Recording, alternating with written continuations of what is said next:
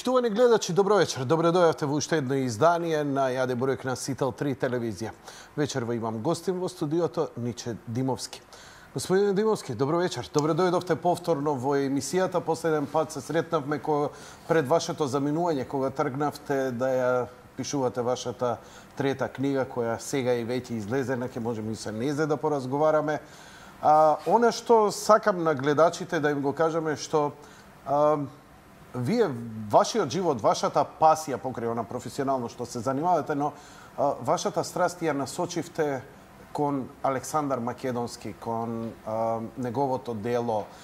Пишувавте книги кои се вистинска екзотика на работ помеѓу реалноста, овој и оној свет, едни езотерични дела кои не може баш секој да ги разбере, бара малку ајде да речам продуховеност или малце поинаква перцепција на работите. Уште ли ја имате таа страст и зошто ја имате? Зошто Александар? Таа страст никогаш не може да згасне. Секој што ја сака својата земја, секој македонец и секој човек копне да дознае од каде доаѓа, зошто е тука и каде оди. Ние мораме да знаеме, да го знаеме минатото, за да можеме да ја креираме иднината. Ако не знаеме кои сме, кои се нашите предци, тогаш кои сме ние? Што ќе правиме во иднината?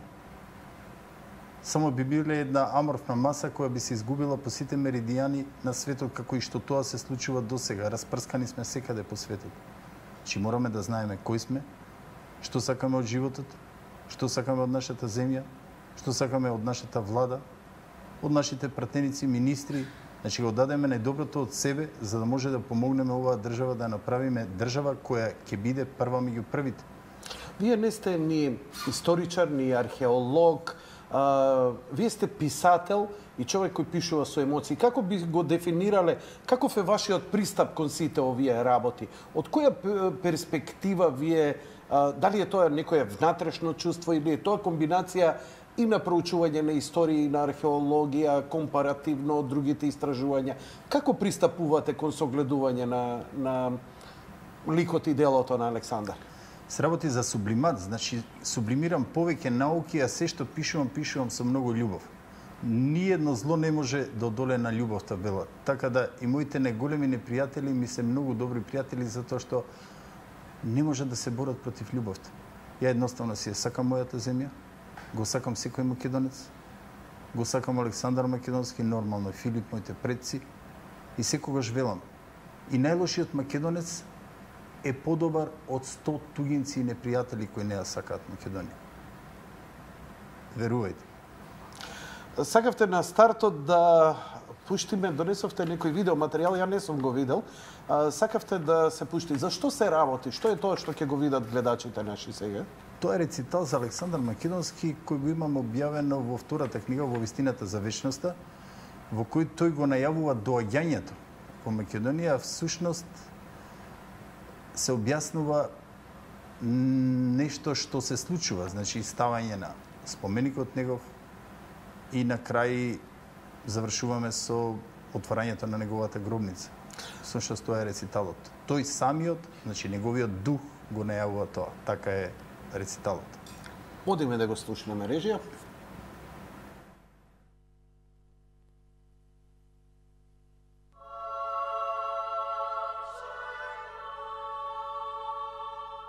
Господе, во 2000 години само ние, македонците, искрено те повикавме и погледни како те пречекуваме. Раскарани заради македонската вистина. Господе, испрати гласник, испрати ни го нашиот цар, за да им ја каже вистината на оние наши браќа и сестри, чеда Твои неополени. Отвори им ги очите и наполни им ги со љубов, за да ја видат вечната вистина за Македонија. Чистата вистина која и во Светото писмо е запишана и од која сиот свет и неверниците се плашат.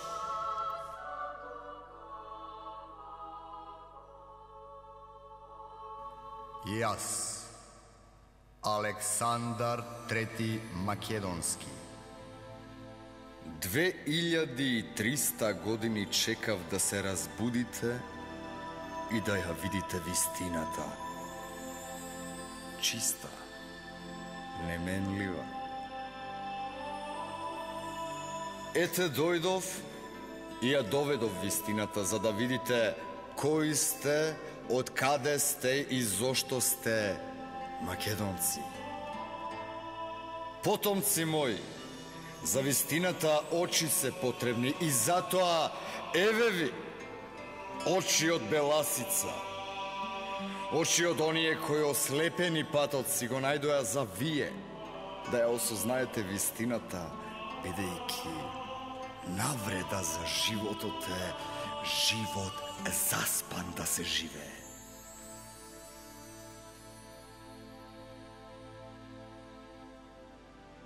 Ете, дома сум.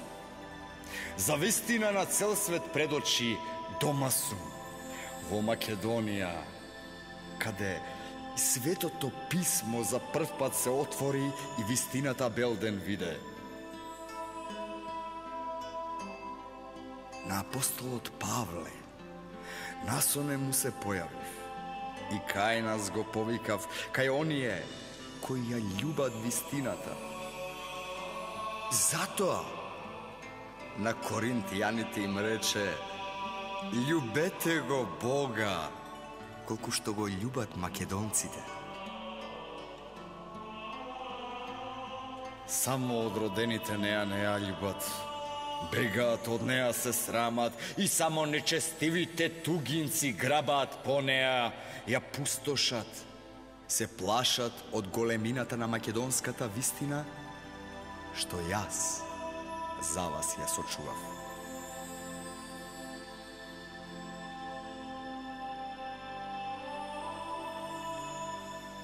Со мене е и копнежот за вечноста, копнежот за вечната вистина која осамнува во Македонија, каде цел свет на поклонение ќе дојде.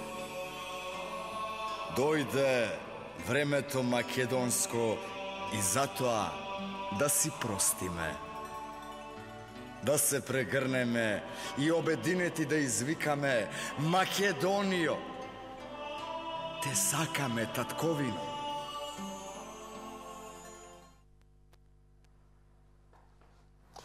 Еве, го видовме овој рецитал и со многу силни емоции, многу така, еден специфичен начин на согледување работите, каде што се преплетуваат и далечната историја, и скорешната историја, и поводот поради кој ве викнав во емисијата, ја не можам да ги согледувам секогаш и работите онака како што авторот ги согледува. Не е ни лесно, нели? Сепак авторската слобода вам ви дава да си ги пренесувате, нели, кој ќе ја прочита книгата, кој ќе навлезе, може да ги почувствува вашите согледувања кон тоа.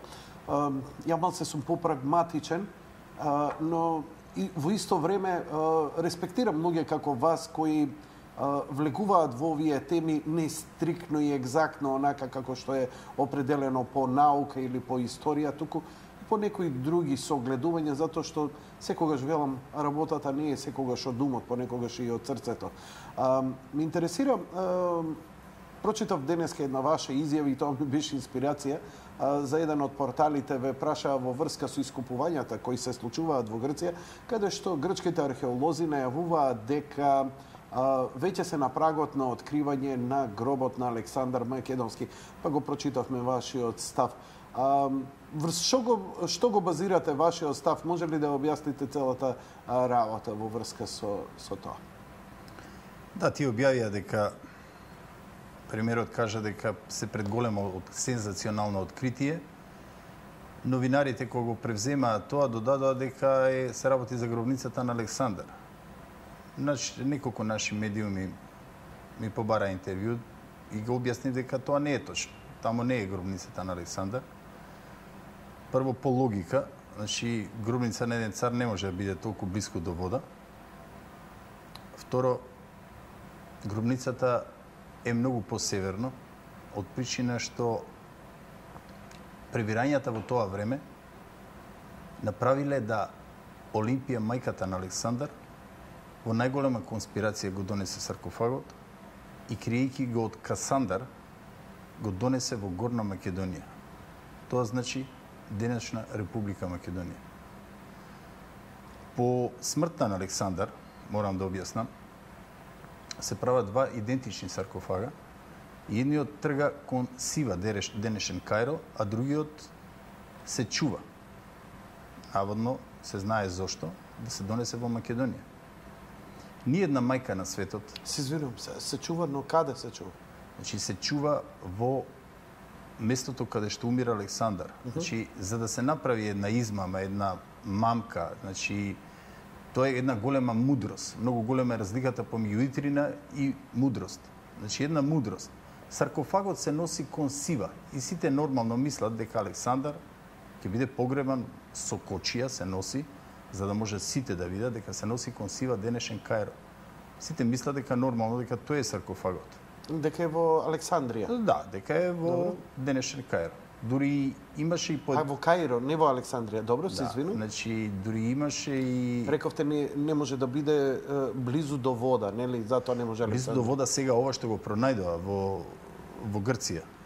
Во Да, ве сваќам. северниот дел. За да направат, значи, измама, тие го носат кон Сива, кон денешен Кајро, а вистинскиот саркофаг со телото на Александар останува на местото каде што е починат. После 2 години, Олимпија во најголема конспирација организира пренесување по морски пат на саркофагот и го носи во Македонија. Благодарение на најголемиот непријател на царската фамилија, Касандар, Олимпија мора да го сокрие на место каде што тој не би дознал, бидејќи тој имал многу голема образа према Александар и према фамилијата на Александар, семејството. Према Олимпија, према Роксана, према Александар IV. А кој бил тој Касандар? Значи, Касандар му е дадена власт, значи, По смртта на Александар? по смртта на Александар, Администратор. да, администратор. Прво е Евридика, потоа Олимпија успева со генералите да го преземе власта и потоа доаѓа Касандар ја презима од неа. И тој губива целото семејство после тоа.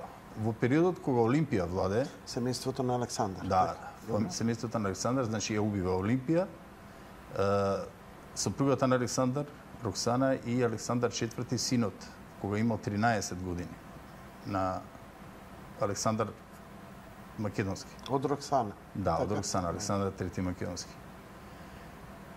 Таа тогаш била принудена, бидејќи знаела колкава е омразата на Касандар према нивното семејство и према самиот Александар. Замислете, тој тогаш имал толку голема омраза, додека бил жив, се плашел од статуите кои биле во дворецот. Секојаш ја вртел главата. Значи, на многу места во литературата е кажано колкав страф имал Касандар од Александар. Кога некој се плаши од вас, тој ве мрази, значи. Тој не ве почитува, тој има омраз. Добро, ја објаснетме тоа, може да одиме понатаму? Олимпија, во договор со генералите, зима одреден број на војска, прави една гробница и го носи многу подалеку од Пела, во северниот дел, во денешна Македонија, тогаш ја викаат Горна Македонија. Во најголема конспирација се положува саркофагот со златната книга и со документација од Александар и нормално се она што било пропратно испратено негово оружје. Војниците се ликвидирани. Предпоставката е дека во стрипот, јас кажувам дека во овој стрип сега што го работам најновиот, дека дадено им е вино, тоа се заробеници, дадено им е вино и отруени се. Тоа значи дека сите што можеле да откријат, да обелоденат каде е саркофагот, биле ликвидирани. Зошто толку конспирација? Зошто толку тајност? Тајност поради Касандар. Ако знаеле, значи ќе го извадиле саркофагот, ќе го обезличеле телото, бидејќи тоа и го направил на неговото семејство. ја каменувале мајка му Олимпија, една царица. Морам да кажам дека ниедна мајка на светот, а не царица во случајов Олимпија, не би дозволила своето чедо да остане на крај на светот и не би го донела телото на својот роден син. Најголем доказ дека го донела е тоа што мајчинскиот инстинкт ја принудил да го направи тоа. Таа немала да умре додека не го донесе синот во Македонија. Затоа што сепак тој бил цар кој го освоил тогаш познатиот свет. Имате ли некои сознанија врз кои ја базирате овој став, оваа теза? Постојат ли некои историски или ова е чисто ваша аналитика? Премногу, значи ова е моја анализа, моја истражувања, како функционира човекот, како функционира психата кај човекот. Значи ова што ја кажав последното со Олимпија, тоа е природно и нормално. Која мајка би дозволила, ако низиното чедо умре на крај на светот, да не го донесе во грудката земја? Се работи за една царица. Има едно кажување, вели, еве, мојот дедо почина во Америка, можам да кажам, го донесовме од Америка, значи од Калифорнија. Значи, колку луѓе по смртта ги носиме во Македонија. А замислете, зар царот не би го донеле во Македонија? Што по вашите сознанија, бидејќи прилично е ова тајно направено, според она што вие како кажувате и го согледувате, многумина се јавија со некакви тези, знаат, предпоставуваат и така натаму и така натаму.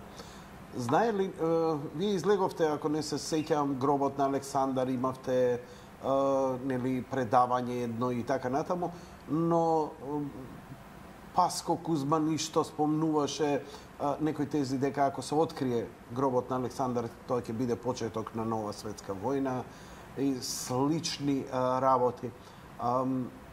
Дали мислите дека некој го знае каде тоа се наоѓа? Или бидејќи нели имаше низ Македонија доста ископувања, некои велеа злато бараат, некои вистина злато бара, некој бара нешто друго. Што бара? Предпоставка е дека тој саркофаг многу вреди материјално, некои па од сосема други причини го имаат барано. Каде? Овде е во Македонија. Точно во Република Македонија. Тоа е најголемата болка на денешна Грција. Че најголемата болка е што со откривањето на гробницата на Александар, таму е и златната книга на Александар. Значи, таму е писмото со кое е пишувано што допирна точка немаат грците. Се гледа дека е посебна цивилизација. Значи, во тој момент, кога ќе се отвори гробницата, ќе се обелоденат многу вистини и лаги. Ќе се обединат многу лаги за да станат вистини. Затоа што грците имаат украдено митологијата и историјата од античките македонци. И сега тие упорно се китат со нешто што не е нивно. Замислете, ако се обелодени со факти кои постојат, што ќе се случи? Одеднаш ќе се смени историјата, се паѓа во вода. Че некој претходно е напишал историјата како што му одговарало. А тоа бил Дројзен. Дројзен, бидејќи Дројзен ја пишува нив историјата и тој ги прави нив. Кој е Дројзен? Дројзен е историчарот кој ми ја пишува историјата кога тие се формира, затоа што Грција... Во кое време тој постои и пишува? Грција добива независност од османлиското робство во 1821 година. Не, тоа го знам. Сега Дројзен 1830 добиваат независност. Германците им го праќаат Дројзен да им напише историја. Добро, тоа во ред, но каква врска има Дројзен со златната книга? Зборнавме за лагите кои ги презентираше Дројзен пред светот. И сега тие мора да ги прифатат. Дека тие се потомци на Александар. Да, дека се најдемократска земја, дека тие се цивилизација и дека Александар дека тие се прва држава во Европа, всушност е ноторна лага, бидејќи историјата со факти кажува нешто друго. Македонија е првата држава на европскиот континент 814 година пред раѓањето на Исус Христос, формирана од кралот Каран. Потоа доаѓа Атина, која е 776 година пред нашата ера. А по неа дури доаѓа Рим, како занаечиска задруга еден град, држава 753 година. Тоа е факт. Не може да се излаже. Значи, сите светски историчари го знаат, само ние изгледа не го знаеме. Има многу подпрашања. Да. Каква е врската со оваа вистина со Златната книга, тоа значи содржините на Златната книга, предпоставките. Но мораме да одиме со првиот блок реклами, веднаш потоа се враќаме назад.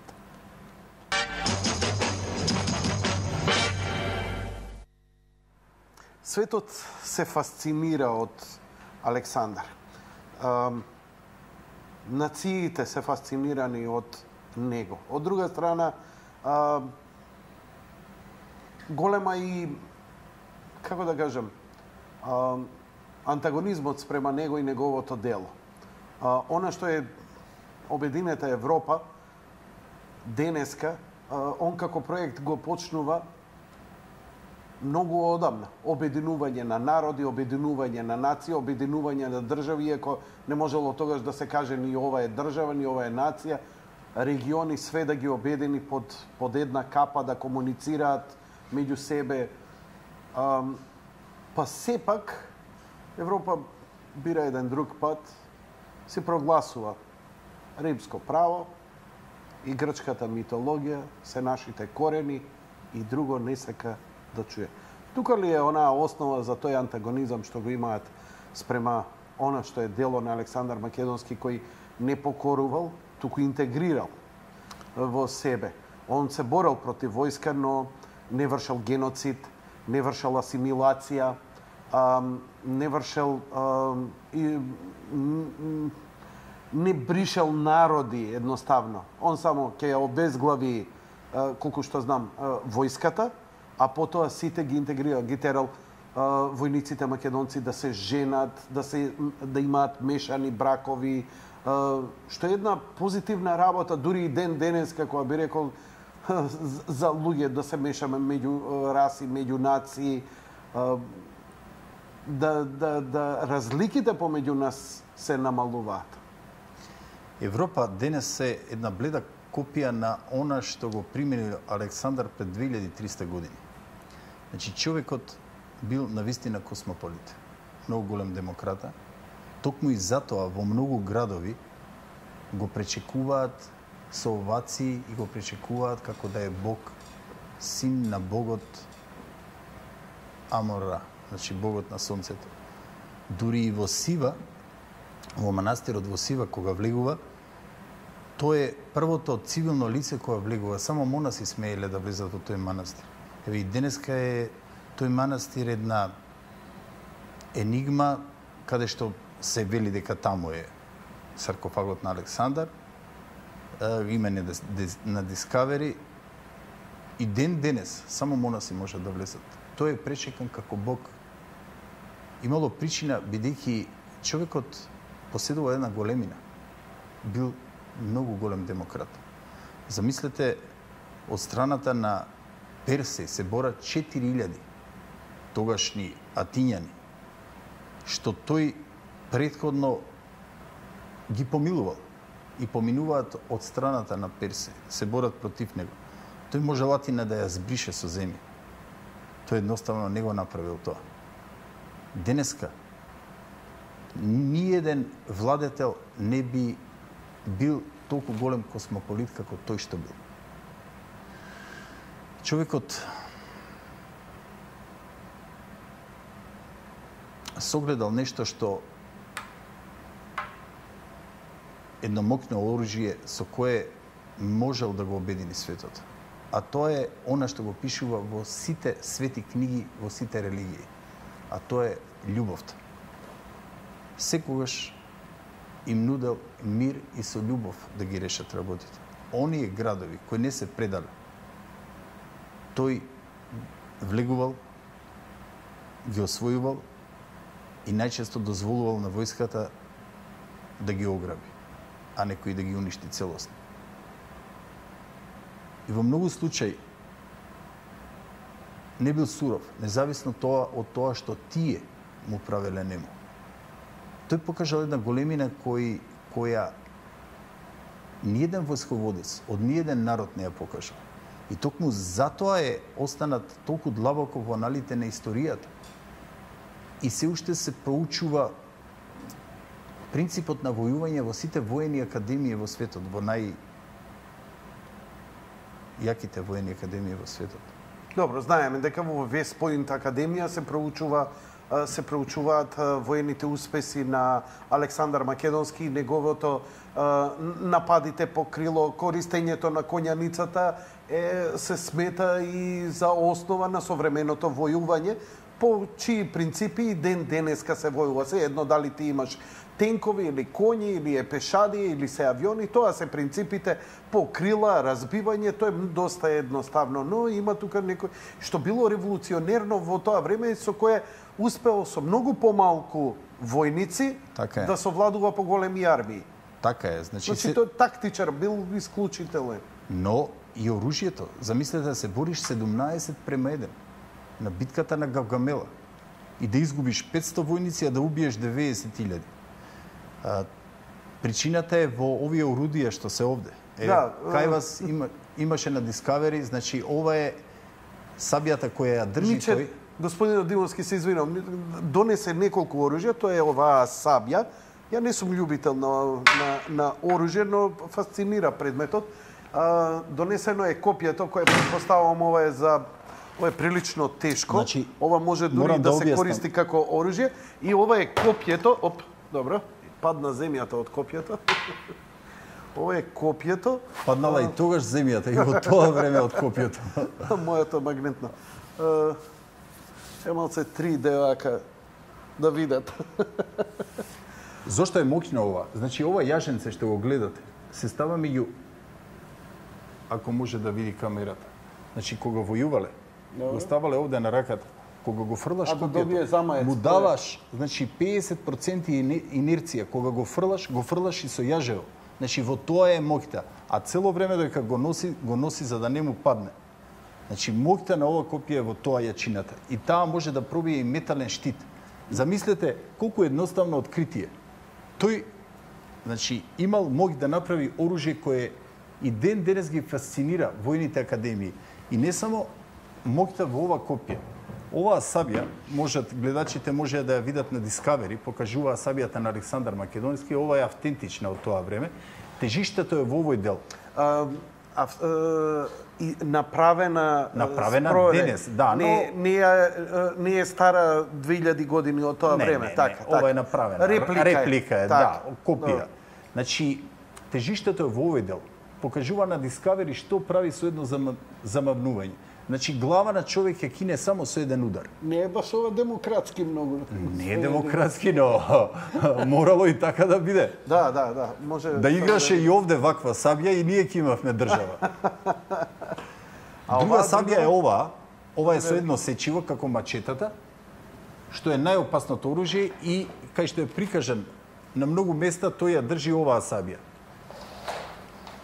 Приметувате дека во горниот дел е тежиштето и тоа е многу опасно. Значи тежината е многу голема. Еве фатете ова е со две сечива. Тежиштето е горе, не е доле. И затоа дава инерција како купјето. Ама доста е тешка за Еве фатете ова, ќе видите која е разликата, ова е со две сечива. Да, ова е па полесно за премногу.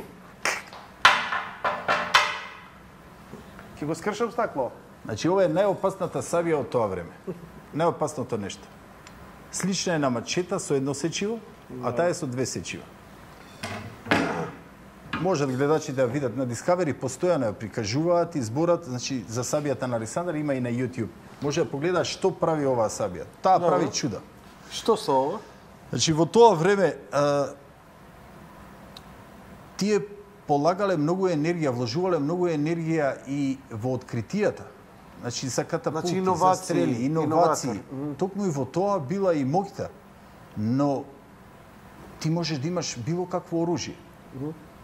Но не можеш да се бориш 17:1. Значи војската мора да биде психички спремна, подготвена. Затоа што ти знаеш кога 17 луѓе ќе те нападнат, свесен си дека се работи за твојот живот. И тоаш може да те фати паника и страф и нормално може да се парализираш, независно какво оружје држиш во раката. Значи, тие биле психички подготвени. Тој имал една стратегија, што војската, значи им се обраќал со браќа македонци, тој секогаш ги подготвувал за победа. Никогаш не размислувал дека нема да победи. И токму затоа тој никогаш не изгубил битка. Значи бил спремен, знаел што сака од животот, знаел што сака од битките. Исто онака како што јас велам, ако ние како држава знаеме што сакаме, ние ќе го добиеме тоа. Но и татко му бил голем борец. Битката кај Херонеја исто така е нешто што е значајно и ден денеска. Тоа е најзначајното за нас македонците, но татко му има изгубено повеќе битки. Но Александар нема изгубено ни една. Сега кога ја спомнавте битката на Херонеја, битката на Херонеја е 336 година пред наша ера. Филип го зима Александар и тоа му е на Александар втора битка. Предходна, значи имал една битка, ова е втората битка во која го носи Филип да војуваат. Со Светата чета на Тебанците и со Атина, бидејќи сите се покориле во тоа време и го подпишале Коринскиот договор, само... Кој договор? Коринскиот договор. Добре. Но Теба не сакала, бидејќи Теба никој не успела да ја победи претходно. Теба била многу моќна. Во Теба, морам да кажам, значи една мала дигресија, значи во Теба е даден како заложник Филип и тој, дека Македонија во тоа време кога Филип бил дете, значи даден е како заложник за Македонија, дека Македонија нема да ја нападне Теба. Тој учи се од војската и од генералите. На Теба. На Теба. Потоа Филип, значи, доаѓа во Македонија и го зима престолот. Тој ги учи сите вештини од Светата чета на Теба, на тебанците. Морам да кажам дека, како и што кажав, дека никој не ја победил Светата чета на тебанците. Тие беле толку сигурни дека ќе извојуваат победа. И затоа не го подпишале договорот. Филип и Александар се договараат Александар да го води левото крило на Херонеја, а Филип да го води десното крило. Многу мудро Филип се повлекува со дел од војската. Кога Светата чета на Теба гледа дека тој се повлекува, тие мислат дека ја добиле битката и дел од атињаните се префрлаат и го напаѓаат Филип. Тогаш Александар со коњица поминува од зад грб и ги напаѓа девете крила. Ги уништува. Ги уништува Светата чета на Теба. Ги гази немилосрдно, 75% е убиена од војската. Тоа се случува на 2 август 336 година. До денеска е 2354 години до овој 2 август. Можам да ви потврдам дека тоа е најважната битка за македонскиот народ. На таа битка е запечатено името, јазикот, идентитетот и кој се Филип и Александар македонски. Значи, тие се само македонци и ништо друго. На кој начин? Ниеден војсководец во светот не би го убивал толку немилосрдно својот народ. Тие, кого убиваат тамо? Својот народ. Тие отидоа да се борат против Атина и против Теба. Морам да кажам дека 92 година по основ на оваа битка, кога грците направија ембарго, еден американски историчар на насловна страна на Нью Йорк Таймс напиша: парадокс во светската историја. Грците го слават Александар Македонски, човекот кој ги убиваше нивните предци. Тоа е исто како кога евреите би го славеле Хитлер. Споредбата беше многу сликовита. Тие го славеа човекот кој ги убиваше нивните предци. Има ли логика? Многу важна и најважна битка во историјата на македонците е 2 август 336 година. Таму е запечатено се. И ние, само со таа битка, можеме да покажеме и да докажеме на светот кои се Филип и Александар, дека тие се македонци и ништо друго. Потоа, тие го подпишуваат Коринскиот договор и паѓаат под јурисдикција на македонците. Ај сега да идеме на една друга тема. Вашата последна книга. Имавте едно силно искуство во животот, што ви се случи, и тоа го пренесовте низ неколку книги. Човек кој ќе ги прочита, ќе му стане и јасно што ви се случило. Работа која предизвика во јавноста кај некој подсмев, бевте и подсмевани, некој ви се восхитува, но тиражите од вашите книги се големи, што покажува дека многумина покажаа интерес за тоа што го пишувате. Нема да се навраќам на претходните книги, сте биле гостин, сме ги образложиле. Интересира третата книга, ја најавивте, ја напишавте, ја објавивте. Што се работи во последното дело што го направивте? Кај вас бев, значи, во јануар 2013 година и ноќта заминав да напишам оваа книга. Значи, книгата се вика Бог е жив. Ја напишав, ја донесов во Македонија. Значи, тука е објаснета техниката со која Александар Македонски војувал. Значи, како тој успеал да го освои тогаш познатиот свет. Тој користел неврофотографско лингвистичко програмирање. Вау, ова е многу силен израз. Да, значи... Што значи тој? Ние сите тоа го користиме, но несвесно. Тој го користел свесно. Што значи тоа? Кога се фокусираш на една работа, правиш поврзување на истородни мисли, бидејќи имаме 100 милиарди клетки во нашиот мозок и имаме информации различни. Значи, одеднаш почнува да се создава креативно јадро, кога имаме огнена желба за нешто. Тој имал огнена желба. Тој правел нешто што науката дури сега докажува дека ние сите го користиме. Значи, тој го користел тогаш, многу едноставно. Сите тие техники ги учил од Аристотел уште од 14 години. Значи, тој се фокусирал на одредена работа. Тој ја гледал битката. Значи, фотографско, лингвистичко, значи, тој се заблагодарувал за победата. Фотографско, значи, тој точно знае што ќе се случи во битката. Значи, тој правил програма која успевал на некој начин да ја протне во матриксот, во еднината, на многу едноставен начин, бидејќи премногу бил фокусиран на тоа што го работел. Да речеме, ајде да ги поедноставиме зборовите, бил визионер, можел да согледа како ќе се одвиваат работите, па затоа можел да донесе правилни одлуки, вака најсимплифицирано кажано? Значи, правилните одлуки како ги носел, пред секоја битка ги соберал генералите и ги прашувал што тие би направиле. И тие сите кажувале, значи, каква стратегија би направиле утредента за битката. И тој едноставно ќе им кажал, тоа вие што го мислите, го мисли спротивната страна.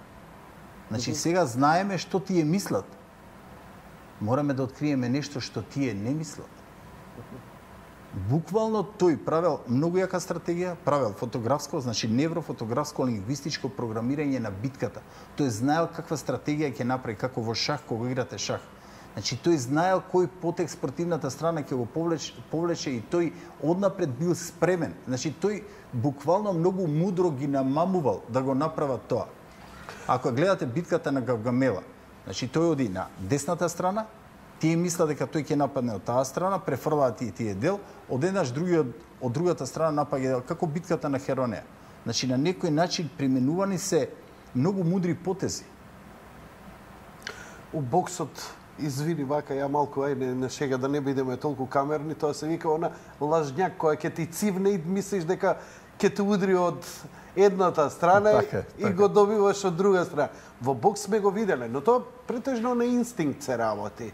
И се вие го кажувате ова како една техника која е, ајде да кажеме, напреден ум, напредно интелигентно размислување. Но, знаете зошто сум скептик?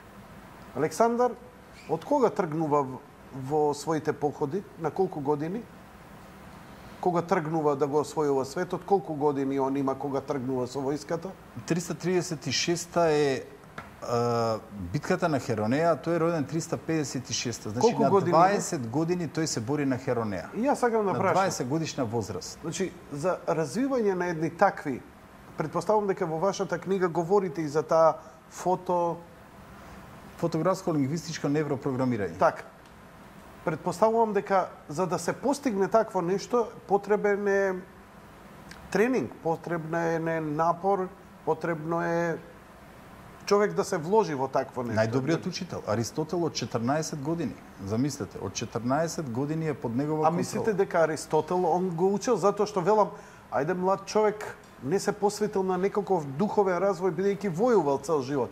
А овдека бара едно духовна надградба. Кога имал време, он за некаква духовна надградба, кога морал да се занимава со менаџирање на проблеми на терен, војска, логистика. Да, но тоа е после смртта на татко му. Значи, тој имал време од 14-та година негова, значи како адолесцент, кога најмногу впивал, тој го имал најдобриот учител, Аристотел. Значи, толку мудрости научил од него, што тој едноставно бил на доволно високо ниво за да ги абсорбира тие и за да ги примени во пракса. Значи, Александар бил генија. Нема што друго да се каже. Значи, вистината е таа. Не можел некој надпросечно глуп човек да го освои тогаш познатиот свет, да не се лажем.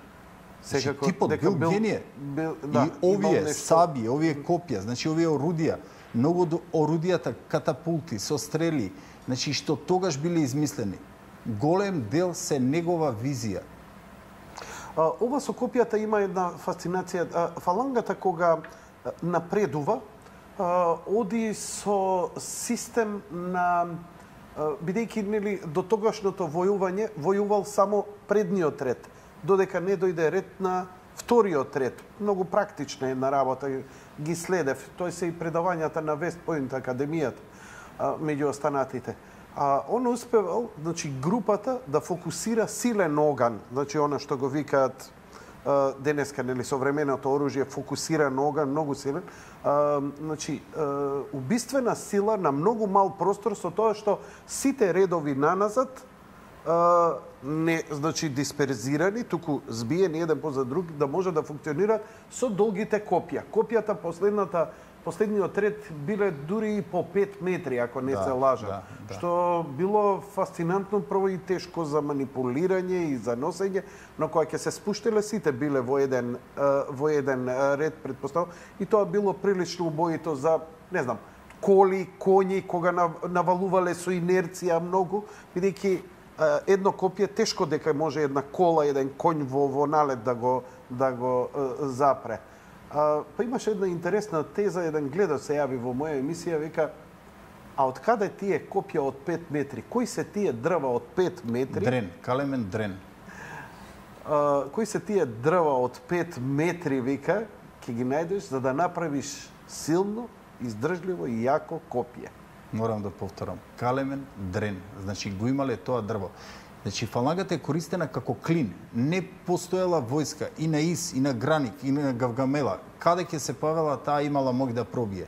Кај Гавгамела, значи, пробуваат тие да уништат пуштајки коли, коњски коли, на тркалата кај што имаат, се вртат оние како Да, го знам тоа. Добро. сечива. Тој и Рим го користи Но подоцна. фалангата имала толкава моќ што таа можела едноставно како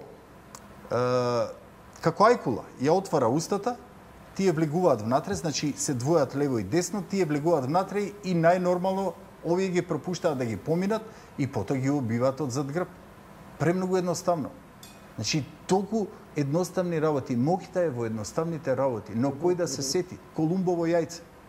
И тоа се во ова го говорите во Значи овде говорам која техника тој ја применил и за да докажам дека тој го користел тоа, а премногу е тешко да се докаже, јас ја пишувам иднината што ќе се случува во Македонија во следните 10 години. Ја користам неговата техника, неврофотографско-лингвистичко програмирање. Уфрлам сега програма во иднината, буквално во матриксот.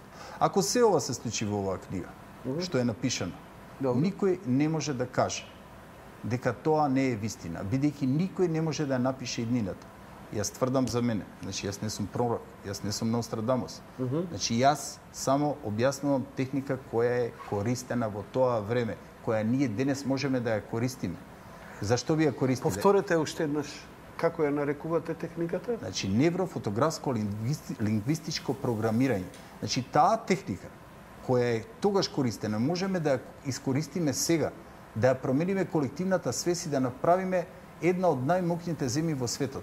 Економски, духовно и на многу начин. Тоа го применија јапонците. Значи, Вие дојдовте и во емисија овде ка кажувавте и некои практични предлози што може да се направи Токму на тоа, терен. да. Но очигледно тие работи не се случуваат. Се случуваат некои други работи. Значи, после емисијата, јас кога напишав Не, книгата, ја не знам што вие сте Да? кажале дека ќе се случи. Вие дадовте некој предлог, разговаравте и со некои повисоки политичари, но работите идат во некоја друга насока, дали од инерција, дали спонтано и така натаму. Но не зборам за тоа. Зборам за друга работа. Дали од оваа книга таа техника може да се научи? Може, многу едноставно. Значи, премногу едноставно. Ние сите ја користиме таа техника, но ние несвесно ја користиме. Кога ќе започнеме свесно да ја користиме, Добро. значи ја менуваме колективната свест. Тоа го направија јапонците по Втората светска војна. Тие ништо друго не направија од најсиромашна земја, направија најбогата со менување на колективната свест. Така. Тие немаат ниолку метал, како руда, како минерал. Добро.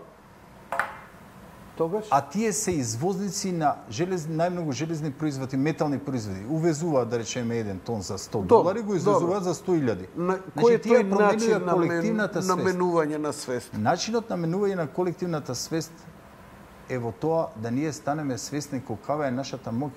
Само преку работа, преку труд, преку образование. Она што го правил Александар, ако не му бил Аристотел. Дигање на општото ниво. Апсолутно така. Значи, подигнување на колективната свест на повисоко ниво. Рековте, вие ги кажувавте, ако не се лажам таму, дека март 2012, не ме фаќате за збор, ние веќе ќе влеземе на некое пето ниво и така натаму. Целиот свет влегува. Значи, целиот свет влегува поради самата технологија што се применува. Можете да приметите, немаше компјутери, започна 80-тите години. Потоа мобилни телефони, така. немаше тач телефони до Сакате да 5-6 кажете години. дека општата свест на човештвото се развија и Со многу спознава голема многу брзина. работи што досега едноставно не ги ни согледувал. Јас тоа го кажам на многу едноставен начин. Значи, ние со оваа брзина со која одиме, патуваме со многу голема брзина кон мислите на Бога, кон Создателот. Бидејќи, еве сега што се случува, денеска читам, многу едноставно, тоа излезе и сега брзо.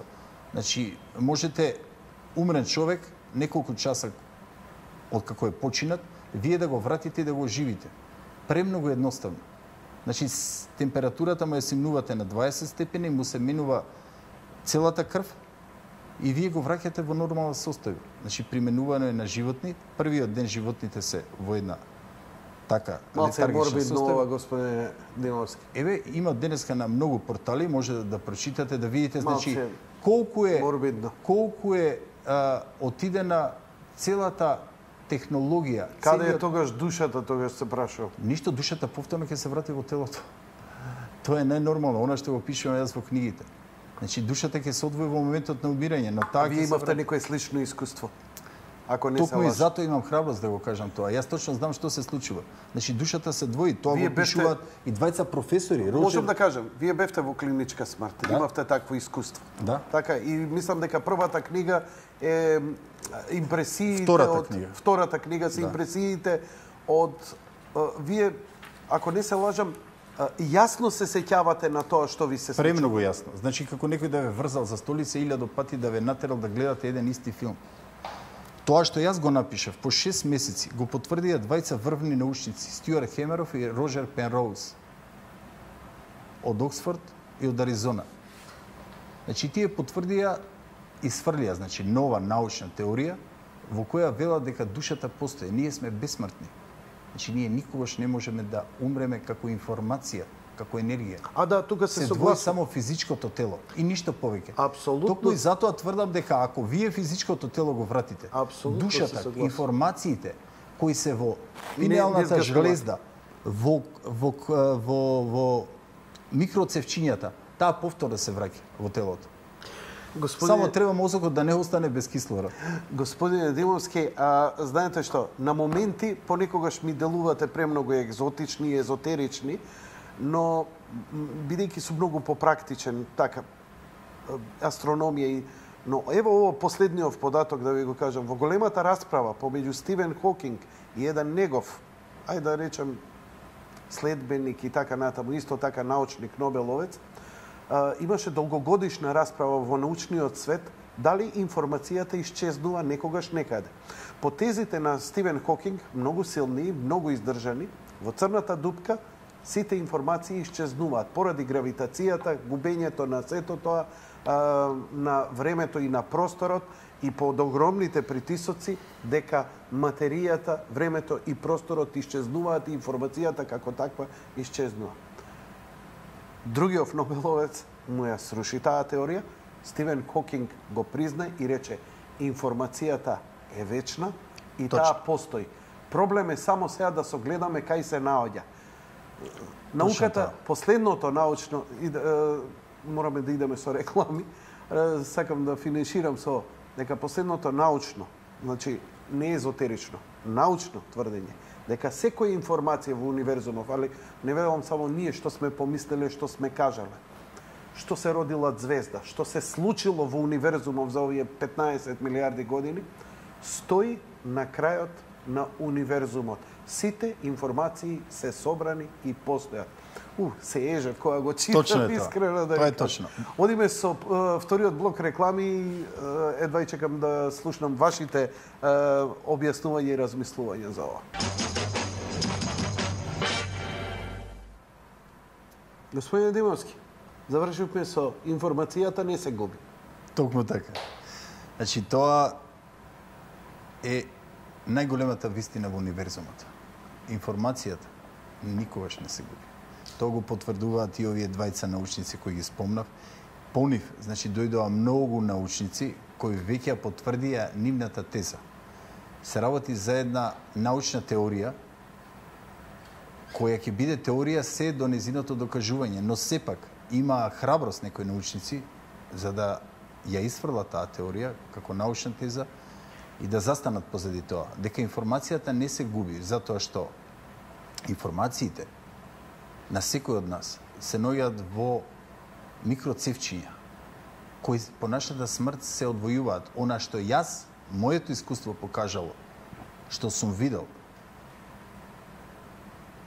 е нешто за кое јас не сакав да говорам воопшто.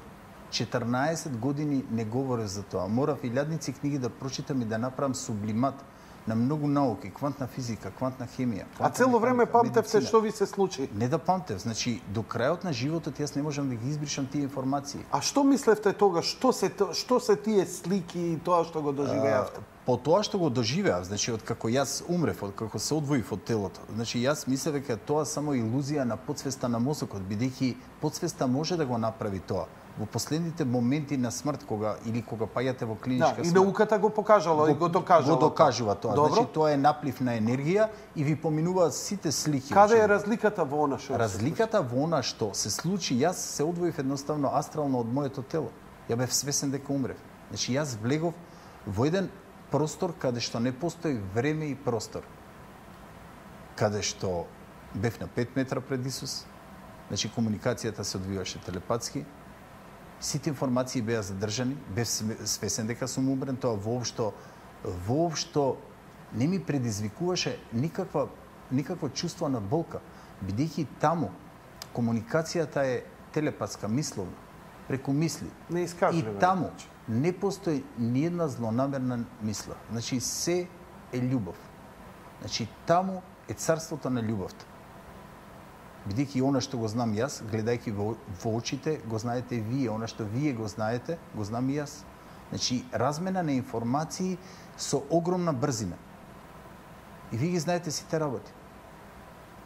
Тоа е нешто што не можеме да го објасниме во физичкиот свет, бидејќи ние размислуваме во слики. Морате да имате слика за јас да ви објаснам. Звуците, миризбата, чувството, однесувањето, размислувањето во тој свет е тешко да се објаснат овде. Јас ги објаснувам во мојата втора книга. Се приближувам кон боите што ги има тука, но тие бои ги нема тука во целост. Се приближувам, тоа се рајски бои. Се приближувам кон звуците, кажувам, значи пеење на птици, најубавото пеење. Но тоа не беше пеење на птици, значи како пеење на ангели. Нешто што е премногу тешко да се објасни. Тоа значи дека самата информација никогаш не се губи. Таа обстојува негде во универзумот и тоа го кажуваат и научниците, што застанаа позади оваа теза и она што јас го напишав. Значи, ние како информација постоиме вечно. Ние не умираме духовно. Ние умираме само физички. Свесни сме за нашето тело, го гледаме нашето тело, се одвојуваме од нашето тело, присуствуваме на нашиот погреб и потоа заминуваме негде. Значи, до моментот доставање на физичкото тело под земја, значи ние присуствуваме, токму тоа го објаснувам во втората книга. Значи ние присуствуваме и го гледаме нашето физичко тело. Воопшто не засега плачот на нашите најблиски, роднини, што и да прават. Значи, ние сме свесни дека и тие доаѓаат кај нас. Тоа е еден затворен круг, една бесконечност. Токму и затоа на моите книги го има символот на бесконечноста. Ова го означува животот, вртењето на стрелките кон десно како часовникот, а овие во спротивен правец 8 ја објаснуваат смртта. Тоа значи бесконечност. Што значи таа бесконечност? И ние сега патуваме во едно време и простор, што е многу интересно. Значи, ние се движиме во млечниот пат со 225 километри, а млечниот пат во универзумот со 305 километри. Тоа е 530. Во секунда. Да, во секунда. Секоја секунда, јас, вие и нашите гледачи. Таа не е конечна, таа забрзува. Значи, секоја секунда, јас, вие и нашите гледачи сме 19.000 километри подалеку од местото каде што сме биле, но ние тоа не го чувствуваме. Ние не сме свесни со која брзина патуваме во универзумот. И забрзува универзумот. Апсолутно, и се шири постојано. И Хокинс кажува дека тој вечно ќе се шири. Зошто е тоа така? Затоа што границата на гравитацијата е толку прецизно направено. Вели како да гаѓате со торпедо од едниот крај на универзумот и да гаѓате точно во една цел од 1 сантим. Буквално да го погодите тоа. Тоа е... Знам, малце да им објаснам, лошо го кажувате за да го разберат гледачите. Он вели дека параметрите, константите на кои е поставен универзумот, значи силите меѓуатомски, гравитациони, електромагнетизам, се толку прецизно поставени да само 0,001 да поместите, да, и све се распаѓа цел универзум. И тогаш да, тоа му е едно од најголемите тези дека универзумот е креативно дело. Иако ја напушти он таа сега теза, он тврди дека Бог нема и дека за постанок на универзумот не му е потребен, најверојатно под притисок сега веќе, нели, на други сили, но неговите првите спонтани размислувања се токму ова што го говориме. И добро, отидовме доста далеку, мене ми е вистинско уживање да идеме вака бесконечно, нели, да ги разбереме работите, оно што и религијата не учи, духовноста, дека нашите дела имаат одраз во вечноста. И сега дали ќе правиме добри или лоши дела, тоа ќе не следи за секогаш.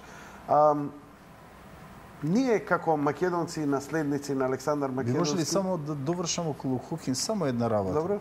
Значи, интересно е тоа што тој и многу научници во 20. век се изфрли една научна теорија, поточно науката, застанаа многу научници позади една теорија, а потоа се потврди дека универзумот има свој почеток на постоење. Така. Ако е тоа така, Хокинс го кажуваше многу пати ова што ќе го кажам. Значи, кој го создал времето, просторот, енергијата и материјата, ако има свој почеток? Значи, тоа морало да започне од некој безтелесен ум. Ако тој безтелесен ум го создал сето тоа, значи тој создал се што ние гледаме во универзумот. Тоа значи дека тој ја распределил целата енергија, материја, време, простор и интелигенција, бидејќи во секоја клетка има интелигенција. Тоа подразбира дека и ние сме дел од тој безтелесен ум, што ние го нарекуваме, значи тој креатор, создател, планер, што ние го нарекуваме и црквата Бог, Господ. Тоа значи дека дел од неговите карактеристики ги носиме ние во себе. Значи, ние сме среќни, имаме љубов, имаме емпатија. Подразбира дека и тој има емпатија. Значи, тој сочувствува и не сака нас.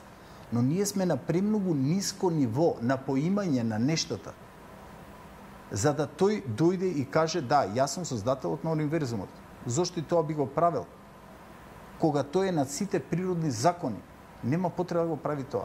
И зошто кога ние сме бесмртни и одиме во еден затворен круг во универзумот, значи ние се соединуваме со Бога, се соединуваме со Креаторот. Не сме ни свесни колкава е нашата моќ и што ни е дадено. Значи во секој од нас постои дел од Бог, од тој создател, креатор, планер. Кога ќе станеме свесни, кога ќе поминеме на едно повисоко ниво, кој е секој еден од нас, тогаш нема да лудуваме по материјалните добра. Значи имаме доволно. Никогаш светот немал повеќе од ова што го има.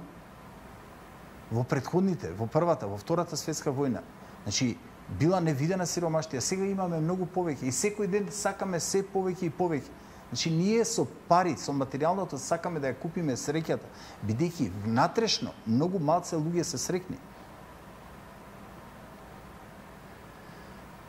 Во секој случај, универзумот ни дава една огромна моќ да го правиме она што го правиме, да ја креираме иднината преку она што го спомнав како метод во кој го напишав во оваа книга. Значи, нанониче метод. За само 7 дена вие да креирате позитивна енергија и да смените вашата свест, кога ја менувате индивидуалната свест, вие тоа го правите и во колективната свест.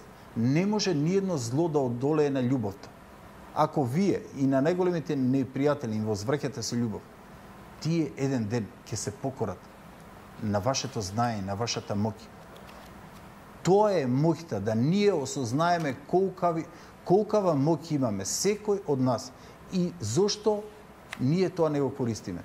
Затоа што не сме свесни дека ние поседуваме огромна енергија, огромен капацитет на поимање. Користиме премногу мал процент од мозокот. 100 милиарди клетки имаме, а само милиарди клетки во нашиот мозок, а само во една клетка може да собере 5 енциклопедии најголеми, да речеме британики. Замислете, 100 милиарди клетки имаме, а во една собира 5 енциклопедии. Неограничена моќ, а ние не го користиме тоа. Значи, ние на некој начин самите се правиме надпросечно глупи. Не сакаме да растеме. Не сакаме да напредуваме. А премногу едноставно. Ми се свиѓа ова, сакаме да станеме надпросечно глупи. Ми се допадна ова. Почнавме разговорот од тривијалноста, па еве дојдовме до работи низ некоја нишка така доста екзотична и интересна. Почнавме од она што е секојдневна политика и која едноставно и покрај се ја чувствуваме како гушење. Се чувствуваме загрозени за името, загрозени за идентитетот, загрозени за територијата. Многу е тешко во такви услови да креираш и да продуцираш на оној што има помалку и да му кажеш ќе биде подобро, а тој гледа дека ситуацијата те притиска, ти се краде историја, те ништожат. Од друга страна, антагонизмите велат ела во наше друштво, а не те сака, дојди подпиши за нас, а не ти дава да подпишеш. Македонија живее во една шизофрена ситуација во меѓународната политика, тоа се одразува и на луѓето. Апсолутно точно. Колку ни Александар крив за оваа цела ситуација. Велат проклетството негово е, века, клетвата е фрлена врз македонскиот народ затоа што сакал да има најголемата земја на светот, но не на начин како што треба и затоа клетвата сега, затоа едва ја обстанува и ова парче малце што останало од него. Така вела тоа на клетвата. Значи, секако дека нема да се сложиш. Позади секоја теорија Ова стои... како крај, бидејќи тука Така е, позади секоја теорија стои, мора да стои некоја хипотеза, значи мојата теорија е дека судбина сама по себе не постои. Никогаш не постоела судбина сама по себе, како и што самиот ѓавол не постои. Ако постои планер, создател Бог, зошто тој би создавал ѓавол? Значи тој ни создал едно его. Тоа е ѓаволот во нас. Значи ѓаволот во нас е егото. Ние си ја сечеме гранката на која седиме во зависност од тоа како го храниме егото. Дали е тоа интелектуално его, независно, било какво его. Значи проблемот, тој креатор ни создал его. Колку повеќе влегуваш во филм за самиот себе, како Хитлер што влегувал, да речеме, толку ти повеќе влегуваш во конфликт со самиот себе и си ја сечеш гранката на која седиш. Премногу едноставно. Спомнавте за она што се случува сега во моментот. Да, но за политиката. За политиката. И за политичкото милје на Македонија и незините меѓународни односи. Од една страна просперитет во некои сегменти, вистинска револуција во општеството, од друга страна не можеш да пркнеш глава, да дигнеш притисоци за негирање. Секогаш индивидуално и колективно најубавите работи доаѓаат како искушенија во последните минути на среќа. Значи среќата е позади последната кривина. Вие не ја гледате. Ако се откажете, вие нема да успеете. Јас во животот успеав затоа што никогаш не се откажува во животот. Се што ќе допрев во било кој дел. Значи неубаво да кажам, буквално го позлатува во смисла на да докажам дека тоа го можам да го направам. Не за да докажам со материјалното кој сум и што сум. Значи во тој дел, оние што ме знаат дека сум скромен, не ми значи апсолутно ништо тоа. Независно. Кој колку има не е битно. Сите ќе умреме. Сите ќе се сретнеме негде во универзумот. Без пари и кредитни картички. Како што кажав, значи искушенијата се поголеми колку се приближуваме кон една колективна среќа. А тоа мора да и се случи на нашата држава. Всушност тој го пишува во оваа книга, што ќе се случува следните 10 години. 10 години. Како и што ви кажав, значи никој не може да напише нешто однапред. Значи тој морал да искористи некоја техника. За да ја докажам ја таа техника, не постојат инструменти како што вие не можете да измерите љубовта или среќата. Значи не постојат инструменти за оваа научна теорија. Може само вие да ја напишете иднината и по неколку години, ако тоа навистина се случи, значи вие ја докажувате теоријата. И никој тогаш не може да се бори против вас. И затоа јас често пати велам, целиот свет ќе дојде во Македонија на поклонение, бидејќи го носам најголемото откритие како Александар го освоил тогаш познатиот свет. Како можел да се бори 17:1. Бил психички јак, многу моќен. Тој никогаш не паднал во депресија, тој не можел да падне, бидејќи тој, неговиот мозок постојано лачал допамин. Допаминот е приреден наркотик, како дрога. Тоа ви е како кога сте заљубени. Значи, како да не газите по земја. Знаеме што е допамин. Тој постојано бил под природен наркотик. А тоа придонесува вие да се споите со универзумот, да разменувате информации. И затоа тој доста многу користел неврофотографско лингвистичкото програмирање, бидејќи се ставал на една вибрација и фреквенција, со самата вибрација, на фреквенција за да може да добие се што ќе посака. Секој од нас може да добие се што ќе посака. Тоа е техниката која носам во моите книги. Преку афирмации и формули. Само треба да се примери. Овде пишува за 7 дена. Значи, креирајте позитивен живот за 7 дена. Само за 7 дена буквално го менувате чипот во вашата глава. Вие станувате нешто ново. Репрограмирање. Репрограмирање, апсолутно точно. А зошто светот, како што ми прашавте, значи зошто сето ова се случува? Зошто светот е свртен против нас? Бидејќи, како и што кажав, првата држава на европскиот континент е Македонија, формирана од кралот Каран 814 година Го кажавте пред тоа. наша ера. Но што Првата со тоа? маса, првото столче, првиот нож вилушка е овде во Македонија. А тоа им ја руши тезата. Тоа им ја руши тезата и на Англија, и на Франција, и на Германија, на сите. Затоа што тие нивното его, значи нивното его го прави тоа. Тие не можат да се помислат дека една Македонија била пред нив. Кога ние јадевме на маса со вилушка и нож, тие јадеа на земја. Тука е болката. Значи, некој треба да ја каже болката отворено. Значи, историчарите, која е прва земја, зашто е формирана, од каде доаѓаме и каде одиме. Баш така. Премногу едноставно. Нема поедноставно. И битката на Херонеја се разбира. Ако не беше битката, значи грците се рипнаа сами во стомак. Ако не се лажам, тогаш Филип им подигне еден голем споменик со лавот на единицата која најхрабро се бореше и изгинаа сите до едена. Тоа беа единицата на тебанците. И браќата, дозволи да ги земат. Не. На хомосексуалците. Тие се тие. Хомосексуалците. Значи, тие мораме да објасним на гледачите. Зошто биле толку моќни? Да. Значи, тие биле геи. Стариот војник има се љубеле. Секогаш моќ над младиот војник, што сакал може да му прави. Но тој се грижал ако бил ранет. Го носел до смрт. Ако треба на грб ќе го носи, ќе се бори за неговиот живот. И они биле најхрабрите борци. Затоа што и затоа им го прави тој лавот како символ, кај што ги закопал е поставен лавот како символ на нивната храброст. Но морам да кажам дека тоа е нешто што ни животните не го прават. Значи, ни животните не општат од исти пол. Тоа не било нормално. Не е нормално. И денеска не е нормално. Зато некој партии или Европа, зошто Европа тоа го поддржува? Да може да манипулира во колективната свест. Так. Како можеме да поддржуваме нешто што не го општат ни животните? Против природно. Против законот на природата. Сосема на кратко, веќе е крајот на емисијата, добивам од режијата. Ке чекаме овие 10 години или нова книга, нешто? Од лани, значи од како бев кај вас во емисија, она што го напиша, веќе 30% се реализирани. Независно. Добро. Дали владата, дали невладини организации, од она што е напишано овде.